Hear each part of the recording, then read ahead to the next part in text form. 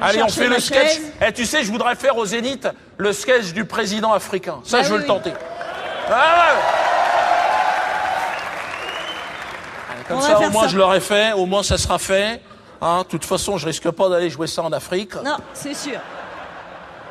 Quand même de la famille là-bas. Alors. Je voudrais pas les mettre en danger. Non. Tu préfères garder ça pour nous. Alors, donc, bah écoute, il devait y avoir une comédienne hein, pour te donner la réplique. Ah ouais, elle est pas venue. Bah non, au Zénith, non, elle a eu, pas. bah justement, donc elle est restée chez elle. Donc je vais te donner la réplique, hein, ça ira bien. Vas-y, comme t'as ça. le texte, vas-y. Voilà. Allez, alors, on y va. Jackie, pour ce sketch, est-ce que tu aurais une ambiance de savane, un truc un petit peu exotique, un peu... C'est toujours la même. Alors, loin derrière, Jackie, hein, parce que de toute façon, dans un palais présidentiel, j'imagine qu'il y a du double vitrage. Hein. Triple vitrage. Triple vitrage. Bienvenue au Cameroun, madame. Bienvenue au Cameroun. Eh bien, merci beaucoup pour votre accueil. Et je profite à mon tour des caméras et amis téléspectateurs pour vous présenter. Hein. Alors, j'ai ici assis à ma gauche son Excellence le maréchal président Nestor Ignace Mukuna. Mukuna. La montagne des flamboyances.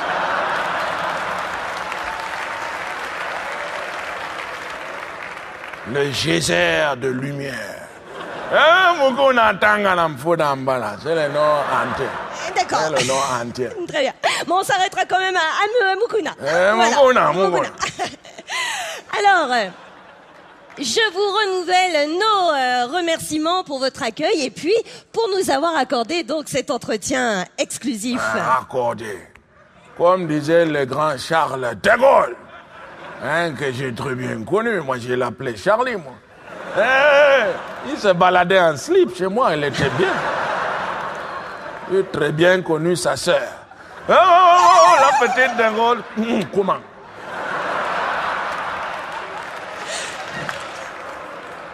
Accordé.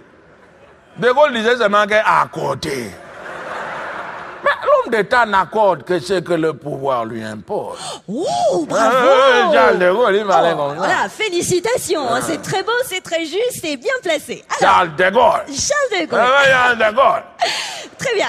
Alors, nous allons tout de suite rentrer dans le vif du sujet et commencer cette interview. Bienvenue au Cameroun. Voilà.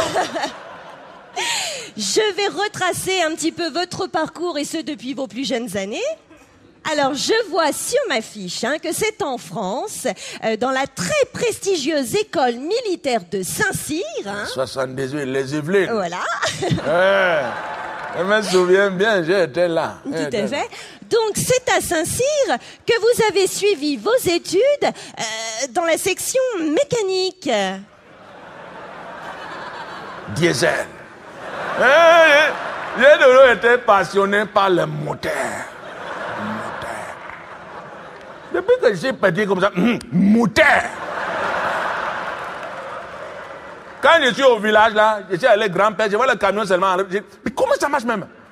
Il me dit le moteur. Le moteur. C'est ça que je vois, le moteur.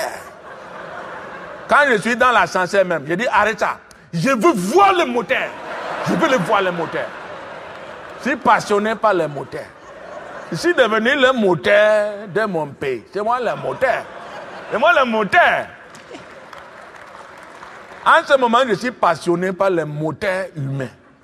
Non, comment? Oui, mais c'est-à-dire... Le cœur. Oh, ben oui, mais non, c'est le moteur. Évidemment. C'est le moteur. Évidemment. Donc, quelle belle image, quelle belle métaphore. Donc, qu'est-ce que vous faites? Vous lisez des revues? Vous visionnez des cassettes? Non, mais comment? J'opère le cœur. Alors, c'est-à-dire, parce que j'ai peur de comprendre ou de ne pas comprendre. Qu'est-ce que... J'ai un petit bloc opératoire. J'ai dans le palais, oui, j'opère le cœur. D'accord, donc vous opérez des petits ratons laveurs, des petites souris, des petits... Non, mais comment? Je peux montrer, c'est un petit problème. Oui, mais montrer quoi? Firmin, amène-moi un domestique, un machin là. Attendez, Opération le cœur. Non, peut-être... Bistouri. Non, coupez, s'il vous plaît, coupez. Non. Bon, vous allez m'expliquer ce que vous voulez. C'est comme les poulets. Tu ouvres ça comme ça, hein. Mais quoi? À l'intérieur, le cœur. C'est comme la mangue là, ça bouge un peu. Hein. Christine, non, s'il vous plaît, votre excellence. Non, Christine, elle reste là où elle est, le bistouri aussi, je sais pas. Voilà, parce que je ne sais pas ce que vous voulez faire, mais on le fera plus tard. Non, on fait après. Voilà, c'est ça, après. D'accord, là, c'est... Bienvenue au Cameroun. C'est bon. On va faire retourner les caméras, et vous allez voir, je vais très vite enchaîner et trouver. Voilà, c'est ça. Ma question au départ, elle était très simple, votre excellence. Je voulais juste savoir, de cette époque de Saint-Cyr l'école, quels souvenirs il vous en restait? Qu'est-ce que cela vous évoquait encore aujourd'hui de nos jours? C'est une période que les moins de 20 ans ne peuvent pas connaître. Comme disait Charles Aznavour. Ah, j'aime le chanter là, hein. Montmartre en ce temps-là accrocha la lilas. Et s'il aime le grenier, la minée, chez l'un qu'on a connu, ne tonné, la bohème, la bohème.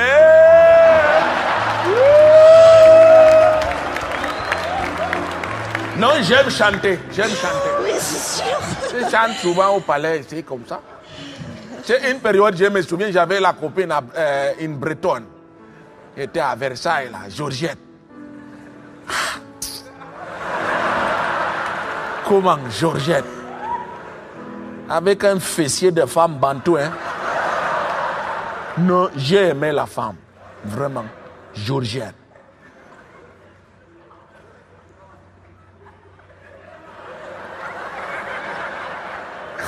Giorgetto! Qu'est-ce qui se passe? Coupez. Qu'est-ce qui se passe là, votre excellence? Non. Oh non, écoutez, vous mettez pas dans cet état-là. Vraiment, je suis confuse et désolée. Vous savez, si j'avais su qu'une simple petite question comme celle-ci, elle évoquait chez vous une telle nostalgie, croyez-moi... Tu veux tirer sur la femme comme ça, hein? C'est mon garde du corps. Firmin. Ah non, c'est bon, c'est bien. Il m'a senti en difficulté, il va tirer comme ça.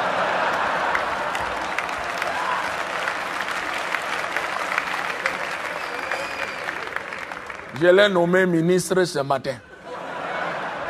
Tu es ministre de quoi déjà, Firmin? Ministre des Affaires extérieures. Non.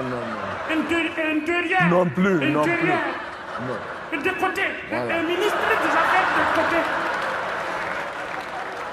Ministre des Affaires de côté. C'est-à-dire le petit machin comme ça. Livraison de mallettes à l'Élysée. Financement des partis politiques français. Non, mais une autre Droite, fois. gauche, on donne. Mitterrand, Chirac, on a donné à tout le monde. Oui. Ils viennent comme ça, ils prennent, ils s'en vont avec. Mais une autre... Pompidou. Ah, Pompidou, hein. Le nom est marrant. On riait tellement avec Pompidou, hein.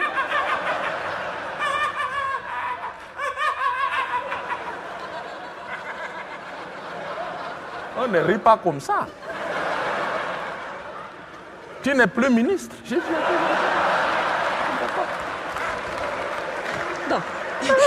Non, on ne fait pas ça. Non, c'est vrai. Un Alors, ministre écoutez, se doit de rester normal. tout à fait. Écoutez, nous allons retourner à l'entretien et nous détendre à nouveau et se replonger dans l'essentiel. Alors, voilà. Alors, regardez, par exemple, j'ai une question de géopolitique. Alors, Président, votre pays s'apprête cette année à célébrer son 40e anniversaire d'indépendance. Est-ce que vous pourriez nous expliquer brièvement comment s'est fait ce processus d'indépendance? Pas de problème. Et d'ailleurs, le processus d'indépendance du Cameroun, c'est organisé de manière naturelle. En réalité, la France n'avait pas le choix. Comment? De Gaulle, il était embêté. Il fallait arrêter avec les affaires de colonisation, de machin.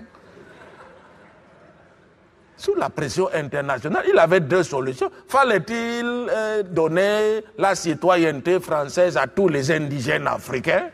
Non, il a dit non. C'était prendre le risque qu'un jour un indigène devienne président de la République. Ah non! Charles de Gaulle a dit jamais une affaire comme ça. Bon. Jamais une affaire comme ça. Bon. La deuxième possibilité était d'organiser des indépendances de façade, c'est-à-dire sous contrôle de l'armée française. C'est cette solution qui a été retenue.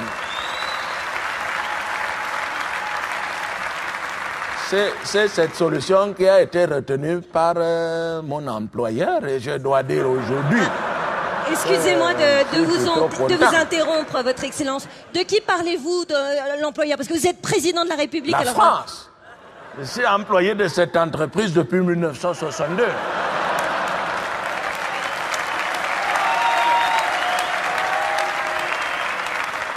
Je suis rentré, j'avais 18 ans. J'étais tout jeune apprenti président. J'ai gravi les échelons. Je suis devenu président maréchal. Voilà. Bientôt président empereur. Nous avons changé la constitution il y a 6 mois. Voilà. Maintenant, je suis président à vie. Le peuple m'a demandé. J'ai dit, ça va, on fait comme ça. Beaucoup même me disaient, même mort, il faut rester président. Ah, j'ai dit non, comment? Non, non, non. Ça n'est pas démocratique. Non, non, non. Je peux rester président mort 1 mois. Voilà. Après, il faut que mon fils vienne là comme ça. Mais excusez-moi, mais vous êtes vraiment certain que c'est le peuple qui plébiscite ce genre de réforme? Mais d'ailleurs, comment est-il votre peuple au quotidien? Le peuple camerounais, non, il est gentil, Il aime les bikoutis, il va danser comme ça. Il veut voir seulement le football comme ça. Il est gentil. Il rit, il est heureux. C'est correct, c'est correct. Alors, je vais vous interrompre pour rebondir à nouveau sur vos propos. Donc, je vous cite, hein, le peuple camerounais est gentil. Oh, gentil, gentil. Il est heureux. Voilà, il est heureux. Il rit. Il rit, on dit ça. Mais j'ai l'impression aussi qu'il souffre beaucoup, ce peuple. Non, pas tellement. Si.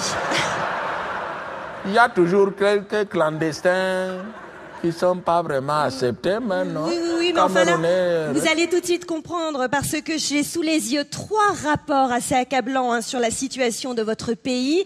Hein? Bienvenue au Cameroun, bienvenue au Cameroun.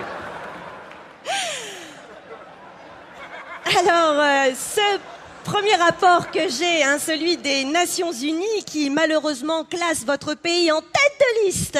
Non, on est deuxième. Deuxième. Regardez. On est passé premier, hein? Oui. On est les champions. C'est le champion du monde. Ah, comment? Non, c'est bon, c'est bon. Oui, attendez de connaître la catégorie. Donc, vous êtes champion du monde, hein, mais en ce qui concerne la corruption... Hein? Il y a un peu de corruption quand même. Oui. J'ai remarqué ça il y a 2 jours. J'ai dit, il y a la corruption ici, hein. Je vais baisser ça. Je vais faire ça demain matin. Écoutez, c'est une très bonne nouvelle, mais en attendant, donc j'ai un autre rapport, hein, celui-ci beaucoup plus accablant, plus grave, celui de l'OMS. Non, attendez, vous allez voir, ça devient intéressant.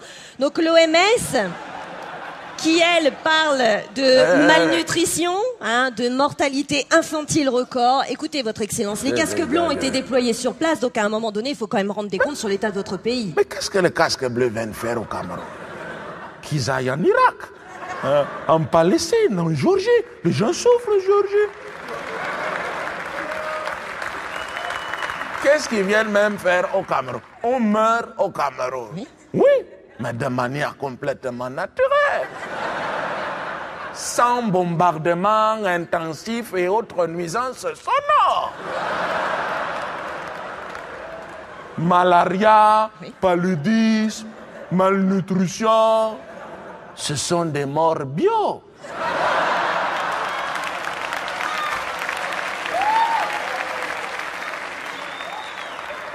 Vous savez, il y a une hypocrisie sur la machine. Toujours, on parle seulement de l'Afrique, il y a le problème. Mais nous serons bientôt combien d'habitants sur la planète? Il y a déjà 6 milliards. C'est trop, madame. Les spécialistes américains, britanniques, non, il faut baisser ça. Il faut bien que quelques chefs d'État courageux, responsables, laissent mourir un peu le peuple. Je parlais, c'était le même le matin là, je parlais avec Mon ministre du papier. Bon. C'est-à-dire? Papier, gomme, stylo. Là, les 3 ministères.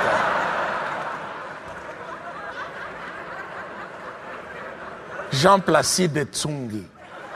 Je dis, mais Plapla. Il appelle Plapla. J'aime rigoler. J'ai dit, Plapla, c'est comment? On ne meurt pas assez au Cameroun. Tu dois prendre des mesures. Tabac obligatoire à la maternelle. Alcool au volant. Voilà les gens. Des mesures que j'attends d'un ministre. Et bien, même le matin, là. Et bien, avec le... Bon. Et bien, là, avec mon ministre du poids. Jean-Placide Tsungi. Bon. C'est la même personne. C'est la même personne. C'est un gars de mon village. Il a 10 ministères. J'ai dit, Plapla, c'est comment? On ne meurt pas assez au Cameroun, mais les gens sont trop gros. Je regarde même, nous sommes la risée des gens du Sahel. Les Éthiopiens, les Maliens, les Tchadiens, mais nous traitent de gros facochères. Si je me suis engagé, le poids moyen du Camerounais dans un an sera de 17 kilos. Nous serons très en avant, loin devant l'Éthiopie, Somalie, Rwanda, les États-Unis. Non, les gens sont gros, hein. Ça, c'est vrai. Ils sont très en retard. Ils sont très en retard. Non, c'est vrai, on a le droit de parler. Oui, ça, je vous l'accorde. Enfin, je pense qu'il devrait y avoir un juste milieu. Mais enfin bon, en tout cas, ces mesures ne manqueront pas d'intéresser les Occidentaux. On va arrêter maintenant. Non, si vous le permettez, il y aura une dernière petite question.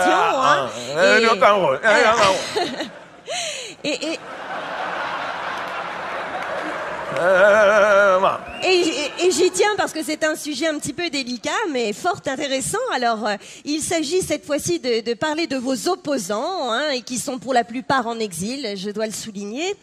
Sont les bienvenus au Cameroun.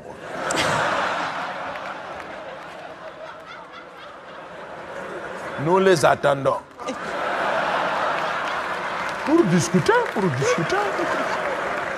Pas de problème.